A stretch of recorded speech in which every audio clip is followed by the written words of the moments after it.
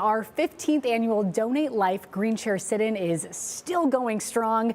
WTOL is honored to once again partner with Life Connection of Ohio to raise awareness about the organ and tissue donation process. And I'm joined right now by George Mullan, someone who might not be here today if it wasn't for someone else's decision to be a donor. Thank you so much for being here and sitting in the big green chair with us. Thank you. Thank you. You were diagnosed with cardiomyopathy. How did that impact your life before we get into sort of where you are now with your heart? Well, back about when I was 48 years old, I was told to get a pacemaker and then eventually a defibrillator. And I lived a life with getting shocked periodically because my heart was racing or was going too slow. All those kind of things, but I was doing fine. And then probably when I turned about 60, they made a decision that I needed a heart transplant. And so I was put on the list for getting a transplant, and that's a long process.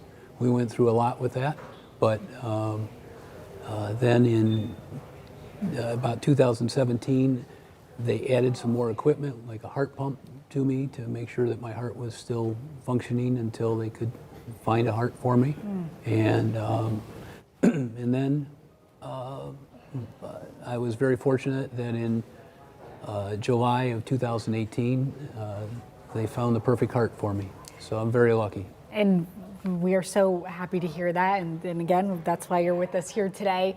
But before you got your perfect heart that you have right now, you got a call about another heart, right? Talk about that. Well, the sad thing is that sometimes the hearts that they have available aren't perfect hearts.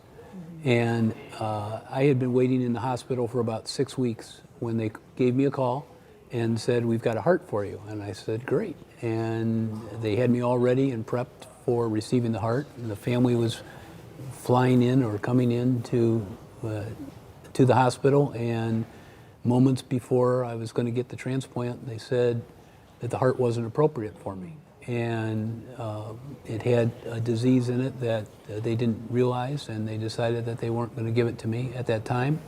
And they sent me back to my room, and where I waited until I got another call. But luckily, I got that call in 4 days. Wow. And I was in the hospital a total of 8 weeks, but you know, I've been doing very well, and my doctors say that my heart's doing very well. I'm very blessed and very lucky.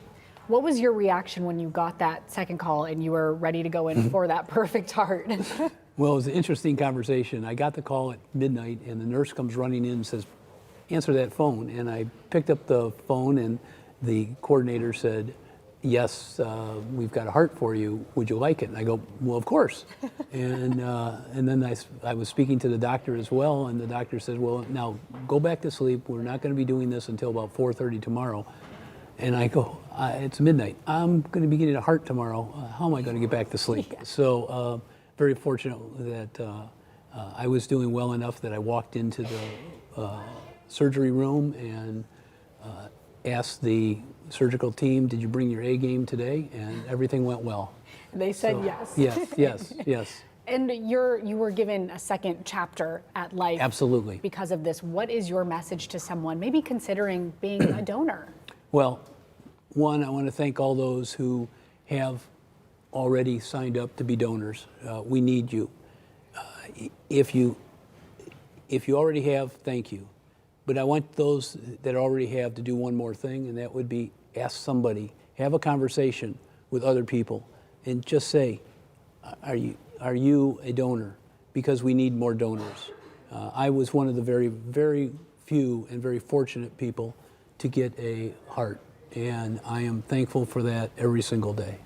And with this second chapter, I know your family is very important to you. You've been able to see your family expand. Do you want to talk about them a little bit? Well, I'm very blessed.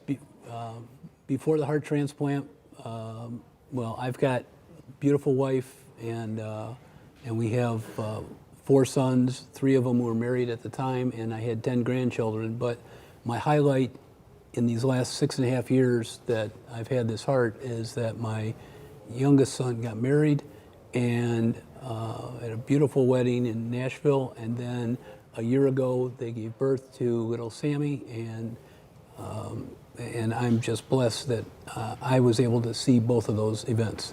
And you're a grandfather of 11 now? 11. Wow, And congratulations. yes. So I'm very blessed and lucky to have them and my whole family with me. And one final question, with your new heart, how has your life changed? How are you sort of going about life differently now?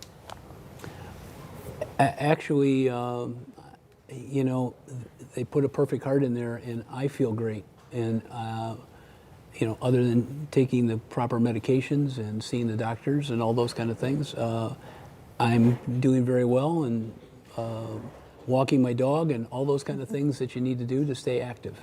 Well, thank you so much for being here in the big green chair, and we're happy to have you with us also Thank you. just in life, and glad you were given a second chapter. So thank you so much. Thank you so much. Thank you.